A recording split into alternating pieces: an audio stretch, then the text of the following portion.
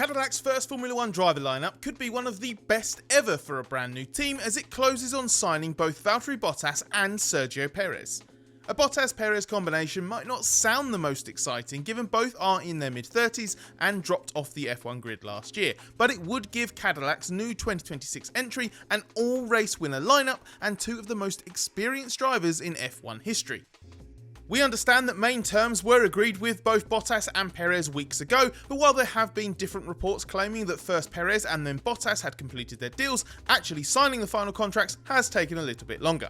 But having both Bottas and Perez is Cadillac's plan. We'll explain what makes it a big win, as well as the inherent conservatism in the choice that is also a bit of a red flag later in this video. First though, let's understand how it got here. Bottas and Perez have been favoured options for several months, although Cadillac bosses have held talks with several potential drivers, including ex-F1 driver Zhou Guanyu, 2022 Formula 2 champion and Cadillac sports car driver Felipe Drugovich, and Alpine junior Paul Aron. But a preference for experienced drivers was cemented in a meeting between stakeholders of the team, which is co-owned by General Motors and TWG Global, that was held in late July before F1's Belgian Grand Prix. This accelerated the talks with representatives for Bottas and Perez. It even reached a point where a lot of people in F1 expected at least one driver, most likely Bottas, to be announced before the summer break. Obviously that didn't happen, but now what seems most likely is that Cadillac will confirm both at the same time, because having thrashed out the initial terms with the two drivers and reached agreement on those in the last few days, it's come down to finer details. That's understood to have been a more complex process for Perez, who has new management now and is keen to avoid a repeat of the awkward contractual situation that he found himself in with Red Bull last year, as he wasn't aware his contract actually left him so vulnerable to being dropped. These are just formalities though, and confirmation from Cadillac could come as early as the resumption of the F1 season next week. Cadillac has decided to push on with locking down both Bottas and Perez because its stakeholders believe that maximising the experience in its lineup is the way to go, so it should finalise things as quickly as possible to accelerate its preparations for next season. Perez is a free agent, while Bottas is a Mercedes reserve driver who would likely be cleared to start working with Cadillac swiftly. Signing both as soon as possible allows Cadillac to integrate them into its simulator development or even on-track running, as there is understood to be an option for Cadillac to test an older car purchased from another team to assist with its race team preparation. Practically, if it's picking both, getting on with it makes sense. But why pick both? Well, in simple terms, it gives the grid's newest team a pair of race-winning drivers who each finished runner-up in the World Championship, which is a lineup well beyond what the team will probably deserve in terms of its own competitiveness. Bottas won 10 races across 5 seasons with Mercedes, finishing second to teammate Lewis Hamilton in the championship twice, before being dropped by Sauber at the end of 2024, having hoped to stay on until its transformation into Audi's works team in 2026. Meanwhile, Perez, a winner of 6 races, was dropped by Red Bull last year after 4 seasons alongside Max Verstappen, who he supported to Red Bull's first ever 1-2 in the Drivers' World Championship in 2023. We'll get into the fact they were dropped in a moment and how that impacts the perception of this combination, but it's the peaks and the experience that Cadillac wants to tap into. Cadillac's aim will be to take advantage of this to assist with the team's core limitation, that so much will not be ready or proven and it will be on the back foot from the beginning. With its short lead time since only having an entry confirmed in November last year, the American team is expected to join the grid not just at the back, but likely at quite a competitive disadvantage to start with. This means qualifying and racing at the back with a potentially significant margin to the next team. In such a scenario, having two drivers who have proven F1 credentials and know how to handle setbacks will be an asset. For example, Cadillac team principal Graham Loudon saw firsthand how Bottas coped with Sauber's shortcomings as Loudon managed Bottas' teammate Zhou Guanyu.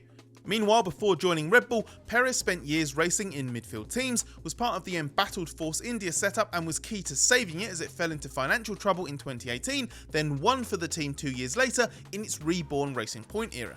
More importantly though, Bottas and Perez both have several seasons of experience with dominant F1 teams, which will give Cadillac extremely useful references for processes, systems and infrastructure as it builds what it hopes will be a successful F1 entry from the ground up.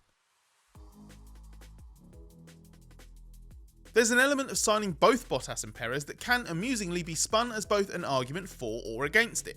They are among the most experienced drivers in F1 history.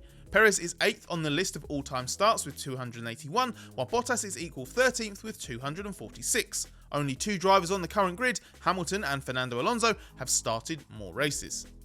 On the one hand, that's an immense and rare level of experience for Cadillac to benefit from. But on the other, it speaks to the fact both drivers are closer to the ends of their careers and will each be 36 by the time next season begins. Plus, their availability and their interest in driving for Cadillac is also a reflection of how they were rapidly and ruthlessly discarded by their former employers. The nature of their exits from the F1 grid at the end of last year was a blow to both Bottas and Perez, and Cadillac could therefore be viewed simply as picking up two rejected older drivers. Having waited so long to get its entry confirmed, Cadillac wasn't able to engage in the driver market last year, and its only real advantage is that now every other team is pretty much locked in for 2026, it has almost complete freedom to choose from anyone that's available. But at the same time, this isn't Cadillac just hunting in the bargain bin. Bottas and Perez are still well regarded in F1 and seen as drivers with something to offer, and Cadillac will be able to spin this lineup as a major vote of confidence in the project, as a new entry attracting race-winning drivers is extremely rare. It did happen as recently as 2010 when a new team bearing the Lotus name signed one-time Grand Prix winners Heikki Kovalainen and Jarno Trulli. The last time before then, though, was when 1997 world champion Jacques Villeneuve famously spearheaded a pointless debut season for new team BAR in 1999.